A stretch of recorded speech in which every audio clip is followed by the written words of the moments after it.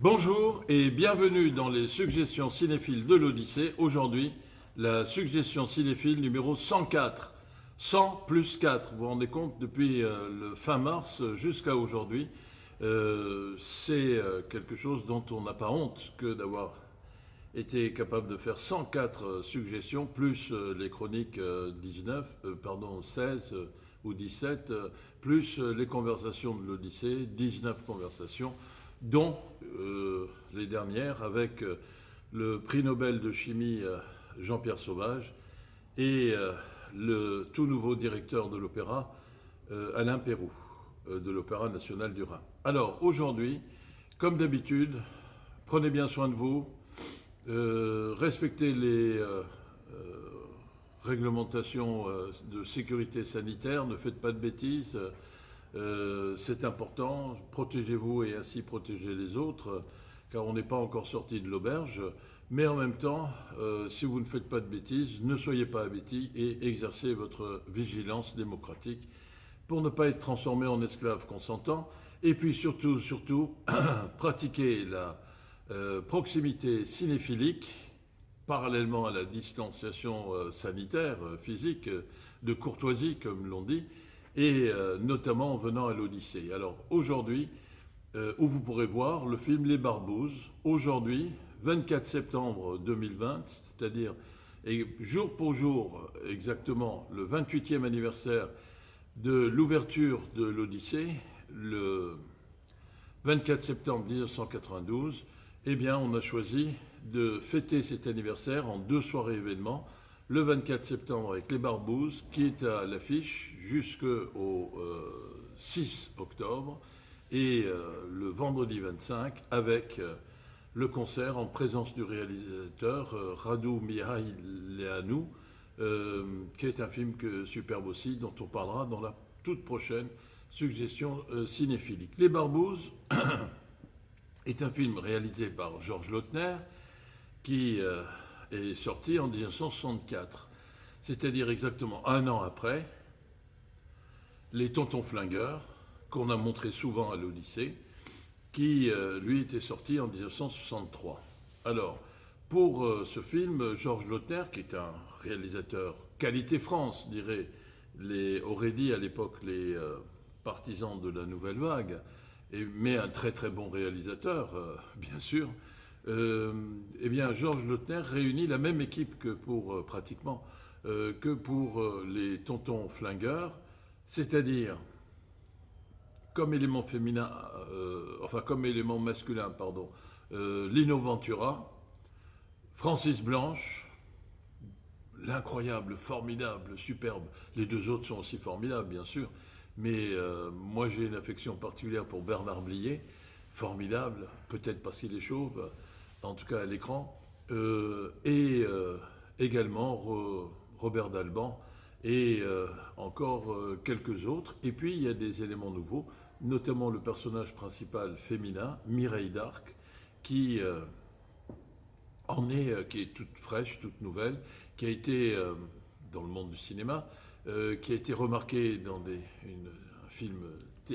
un téléfilm qui était passé sur la chaîne de l'ORTF et qui fait une apparition tout à fait réussie et pleine de succès dans ce film Les Barbouzes. À la manœuvre donc Elino Ventura dont j'ai parlé. À la manœuvre donc Georges Lautner qui à nouveau, comme pour les Tontons Flingueurs et plusieurs autres films, travaille avec Michel Audiard, formidable dialoguiste, écrivain aussi, qui a une gouaille extraordinaire, qui a le chiche de découvrir des répliques qui font premièrement mouche et deuxièmement qui prennent date en quelque sorte, et l'écrivain, dialoguiste aussi, Albert Simonin, qui avait d'ailleurs écrit plusieurs romans, Le Cave sur Rebif, adapté au cinéma d'ailleurs, Touchez pas au Grisby, et Grisby et Grisby, qui avait été adapté sous le titre Les Tontons Flingueurs. Alors, c'est évidemment du très très beau monde, et c'est une œuvre de divertissement. On ne prétend pas faire dans un existentialisme philosophique qui est hyper profond, mais c'est un film de qualité qui, en tout cas, nous plaît beaucoup à l'Odyssée, qui est un peu déjanté et qui ne peut que provoquer le plaisir du spectateur et de la spectatrice. Un mot sur Lino Ventura, qui est lui aussi extraordinaire dans ce film.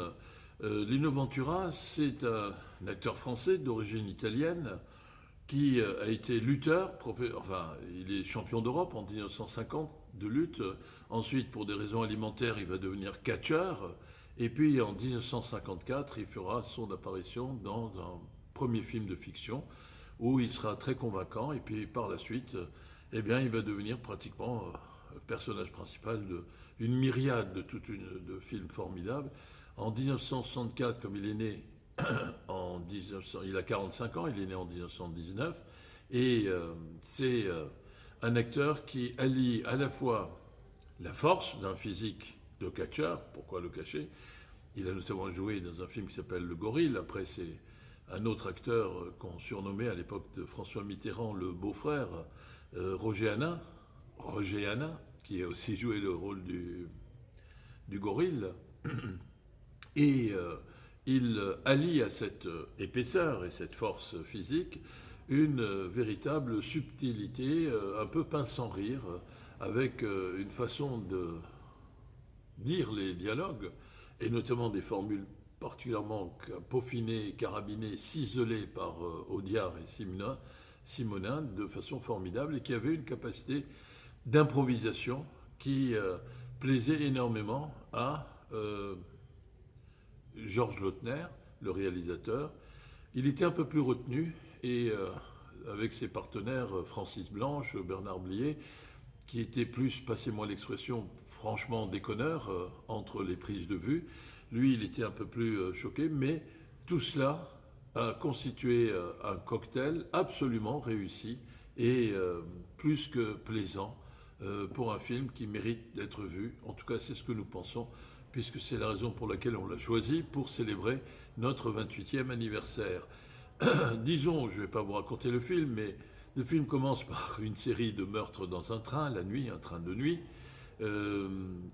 dont s'échappent deux personnages, notamment un homme d'affaires libanais qui est spécialisé dans le trafic de brevets d'armes et d'armes, qui va à un château en Bavière, s'il vous plaît, et qui va, alors qu'il était repéré par les services de renseignement français comme étant à Istanbul, eh bien, il va mourir dans une maison de rendez-vous de luxe, dans le bras d'une beauté, un peu comme le président Félix Faure, qui lui était mort à l'Élysée, dans les bras d'une courtisane. Bien.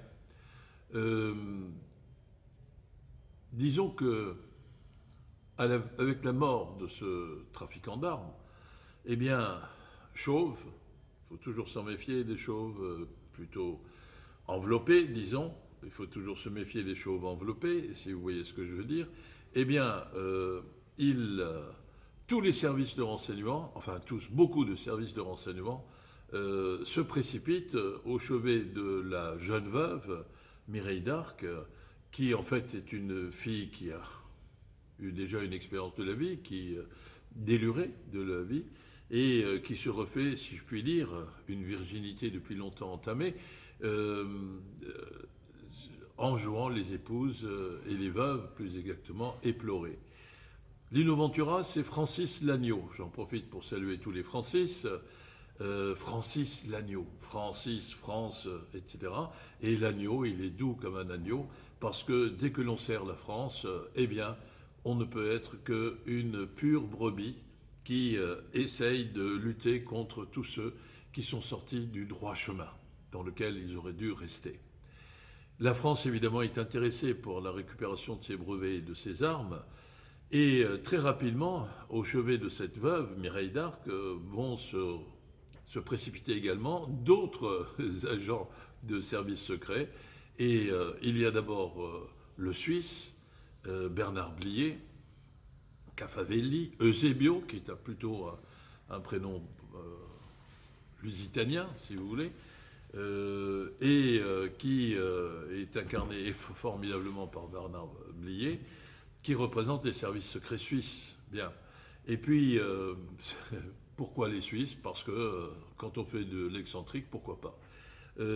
Et d'autre part, Francis Blanche, qui joue un agent secret du KGB, évidemment, cruel, mais rondouillard en même temps.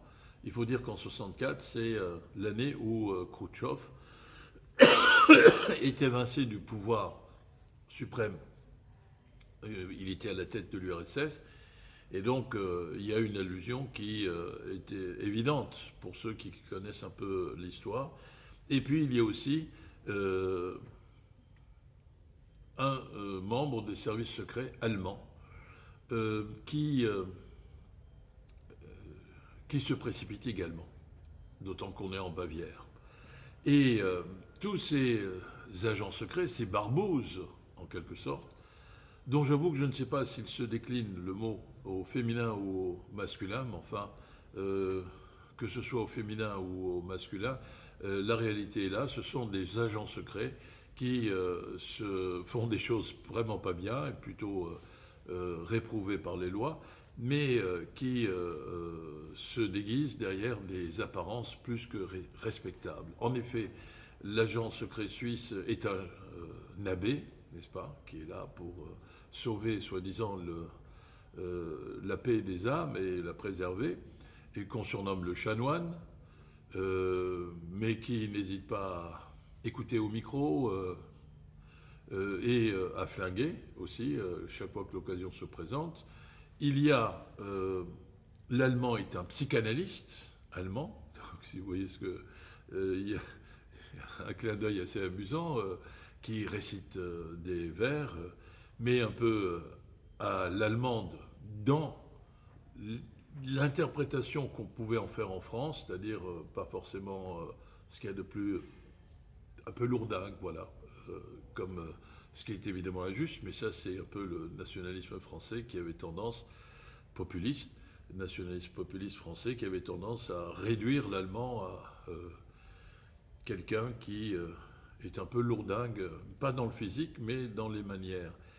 Et puis le KGB, Francis Blanche, extraordinaire, je l'ai dit, et puis Lino Ventura, Francis Lagneau, qui représente la défense et incarne la défense des intérêts de la France, et qui, quoique marié, quand on lui dit qu'il doit absolument séduire la veuve éplorée, eh bien, fait don de sa personne pour sauver la grandeur de la France. Sans oublier, d'une part, un agent secret américain, joué par l'acteur Jess Hahn, qui est aussi un des complices réguliers de Georges Lautner, et qui lui surtout la force du fric, du flouze, du blé, c'est-à-dire du dollar, qui lui est prêt à acheter, et chaque fois il le précise, en cash, en payant cash, tous les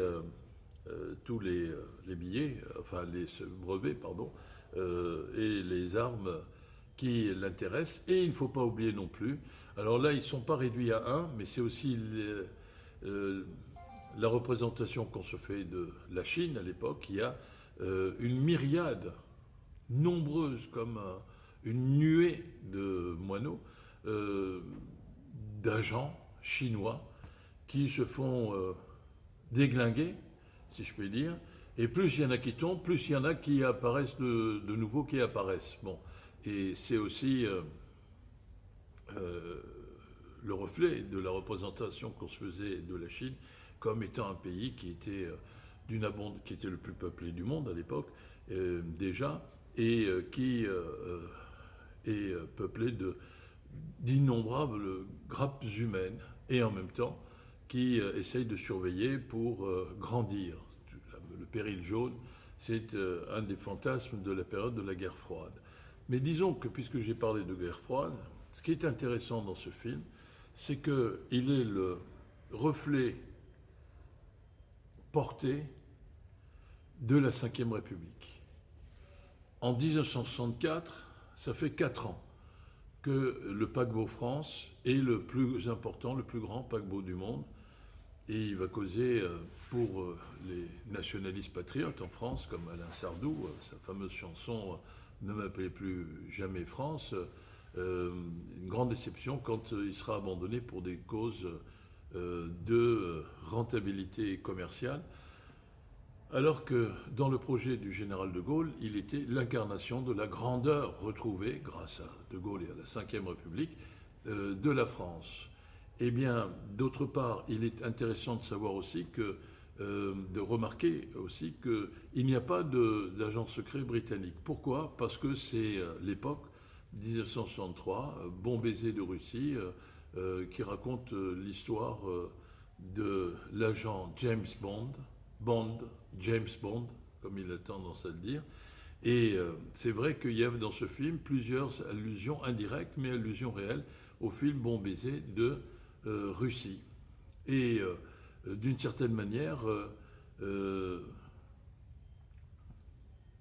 Mireille d'Arc incarne le modèle français de la blonde face aux Bond girls, dont la plupart étaient blondes au départ.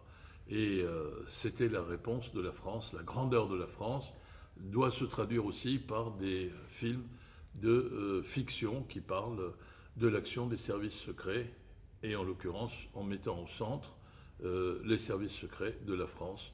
J'ai oublié de citer qu'il y avait aussi Noël Roquefort, qui est le supérieur de Francis Lagneau, qu'on surnomme aussi alias La Châtaigne, ou les bonnes manières. Voilà. De la même façon que les catcheurs avaient des surnoms, peut-être certains s'en souviendront, le bourreau de Béthune, l'ange blanc, enfin, il y avait toute une série de choses de ce genre. D'ailleurs, Simonnin était connu pour avoir introduit dans le roman de Truand à la française un langage parlé souvent cru, mais toujours très coloré. Voilà. Et donc, vous prenez tous ces ingrédients, cette intrigue de base, vous agitez le tout, et vous avez les barbouzes à l'arrivée, et à l'arrivée aussi de la projection, vous avez un film qui vous a fait passer. Parfois, il y a des interruptions techniques, donc je disais que vous avez un film à l'arrivée qui est tout à fait divertissant, et qui vous aura fait passer ou refait passer un véritable bon moment où vous découvrez aussi quelles étaient les caractéristiques d'une époque qui était l'époque du gaullisme triomphant. 1964, la France est au sommet, si vous voulez, de son ambition et des résultats aussi qui suivent pour être effectivement une des 5 grandes nations du monde. Alors je vous souhaite de venir voir ce film ou le revoir à l'Odyssée, où il est à l'affiche jusqu'au 6 octobre 2020. Et prenez bien soin de vous à nouveau, et à très bientôt j'espère. Au revoir.